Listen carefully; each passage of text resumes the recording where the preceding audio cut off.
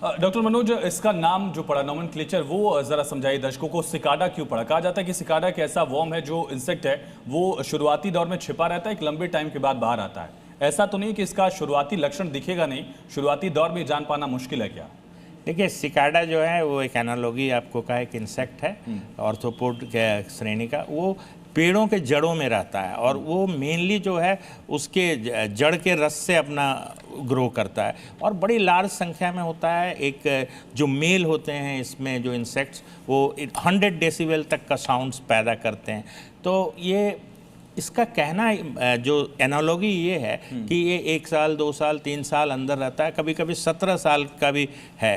तो वो अंदर रहता है फिर सडनली बाहर आता है। तो 2022 में पहली बार शायद रिपोर्ट किया गया, फिर 2024 में केस रिपोर्ट फिर 25 नवंबर में 1 साल का गैप रहा। तो इसी एनालॉजी को देखते हुए कि ये पीरियोडिकल है और जो मेनली है इस इंसेक्ट्स को बर्ड्स और सब लोग खाते भी हैं, तो ये कार्निवोरस पक्षियों के लिए भी एक भोजन है।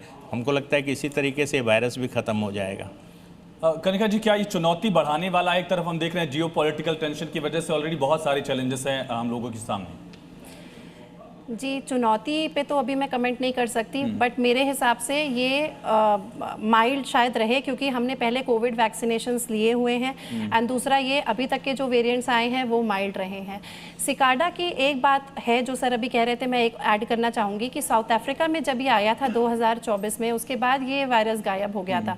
उसके बाद ये डिटेक्ट हुआ 2025 में यूएस में। तो ये जो बीच में डॉर्मेंट हो जाता है वायरस की, आता ही नहीं है, तो वो थोड़ा हमें इसको डिटेक्ट करने में प्रॉब्लम हो सकती है क्योंकि बीच में ये गायब हो जाएगा तो फिर टेस्टिंग भी उसी हिसाब से हमारी कम हो सकती है।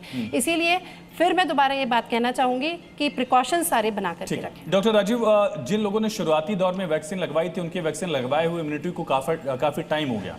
हम जानते हैं कि जो इम्यूनिटी नेचुरल है या फिर वैक्सीन से वो धीरे धीरे फेड ऑफ होती है, वो कितना टाइम पीरियड है सर?